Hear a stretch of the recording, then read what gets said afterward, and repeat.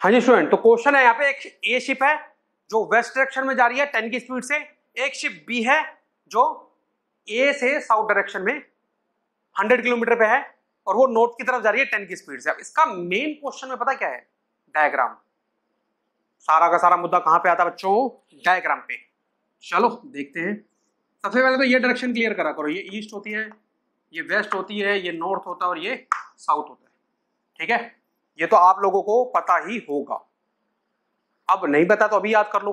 आगे बढ़ते हैं। ए और बी दो नाम लिखूंगा मैं शिप के, दो अलग अलग शिप है, एक ए शिप है एक बी शिप है। ए किस तरफ जा रहा है?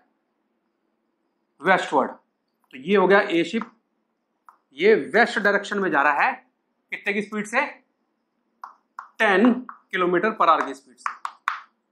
उसके बाद जो बी है वो साउथ ऑफ ए है। साउथ ऑफ ए मतलब नीचे की तरफ। यहां से ए, अगर आप ए पे खड़े होते हो तो आप साउथ की तरफ देखोगे, 100 किलोमीटर पे आपको बी दिखाई देगा। और बी किस तरफ जा रहा है? बी ऊपर की तरफ जा रहा है, नॉर्थ की तरफ जा रहा है ना, नॉर्थ ऊपर की तरफ है। तो ए इस तरफ जा रहा है, बी एक इंस्टेंट पे ए और बी ऐसे बिल्कुल एक दूसरे के सामने है 100 किलोमीटर, और बी ऊपर की तरफ जा रहा है कितने की स्पीड से भाई? Northward with the speed of 10 kilometre per hour जा रहा है ये भी। अब सवाल उठता है the time after which the distance between them is the shortest. ऐसे क्वेश्चंस को सॉल्व करने के लिए हमको सारा लेना पड़ेगा रिलेटिव मोशन का। रिलेटिव मोशन में हम क्या करते हैं, यहां लिख देता हूं। रिलेटिव मोशन में हम क्या करते हैं कि एक बॉडी को स्टिल कर देते हैं, एक बॉडी को रोक देते हैं, and find relative velocity of second. First लिख दो, फर्स्ट बॉडी लिख दो। फर्स्ट बॉडी को रोक दिया और relative velocity of the second body with respect to first. तो इसमें किसको रोकना है आपको? मैं इसको फर्स्ट मान के चलता हूं, तो बी को मैंने स्टिल कर दिया यानी कि रोक दिया। और अब मैं क्या फाइंड आउट करूंगा? Velocity of A with respect to B. मतलब कि अगर मैं बी को रोकने का मतलब पता क्या होता है? रुका कुछ नहीं है यहाँ पे, बट अगर मैं बी पे बैठ जाऊं तो मुझे ए किस तरफ आता हुआ दिखाई देगा? इस तरीके से आता हुआ दिखाई देगा। Velocity of A with respect to B, इसका फॉर्मूला पहले तो देख लो। वेलोसिटी ऑफ ए होगा क्या यहाँ पे? आपको ये तो पता है ना कि अगर मैं एक्स और वाई एक्सिस लेके चलूं तो ये आई कैप बनता है, ये जे कैप बनता है, ये माइनस जे कैप बनता है और ये माइनस आई कैप बनता है। एग्जैक्टली ओवरलैप करा दो यहाँ पे। ईस्ट की तरफ आई कैप, वेस्ट की तरफ माइनस आई कैप, नॉर्थ की तरफ जे कैप और साउथ की तरफ माइनस जे कैप। तो वेलोसिटी ऑफ ए होगा क्या? इस तरफ है माइनस आई कैप ना, तो -10 आई कैप ले लिया। वेलोसिटी ऑफ बी किस तरफ है? ऊपर की तरफ है। ऊपर की डायरेक्शन क्या है? जे कैप है, तो ये आ गया 10 जे कैप आ गया। इतना क्लियर है? Velocity of A with respect to B, velocity of A with respect to B आप निकाल रहे हैं तो वो आएगा velocity of A minus velocity of B. सीधा सीधा फॉर्मूला है, आपको पता होना चाहिए। मैं डिटेल में समझाता हूं इसलिए 5 मिनट लगते हैं। अगर आपकी खुद की प्रैक्टिस है तो 1 मिनट से कम का क्वेश्चन है बच्चों। ठीक है, -10 आई कैप, बी भाई साहब का भी देख लेते हैं, 10 जे कैप है इनका। कितना आ गया? जो भी आ गया, -10 आई कैप -10 जे कैप। अब इसका डायग्राम बनाना है अपने को। ठीक है, इसका क्या बनाना है? डायग्राम बनाना है। तो यहां पे बना लेते हैं। अगर मैं बी को रोक देता हूं या बी पे बैठता हूं, ध्यान से समझना बच्चों, अगर मैं बी पे बैठ जाता हूं या बी को रोक देता हूं तो मुझे ए इस पर्टिकुलर वेलोसिटी से आता हुआ दिखाई देगा। अब ये डायरेक्शन कौन सी है? ये आप कार्टेशियन कोऑर्डिनेट से समझ सकते हो। थर्ड क्वाड्रेंट, यहां पे देखो, ये जो क्वाड्रेंट है यहां पे आई भी माइनस होता है और जे भी माइनस होता है ना, आई कैप भी माइनस और जे कैप भी माइनस होता है। तो कुछ ऐसी डायरेक्शन, और दोनों का मैग्नीट्यूड 10 ही है भाई। आई कैप की तरफ नेगेटिव एक्स डायरेक्शन में कितनी है? 10, नेगेटिव वाई डायरेक्शन में भी 10, तो एग्जैक्टली 45 के एंगल पे ए की वेलोसिटी इस तरफ दिखेगी। कितनी दिखेगी? इतनी दिखेगी। कितने एंगल पे? 45 के एंगल पे।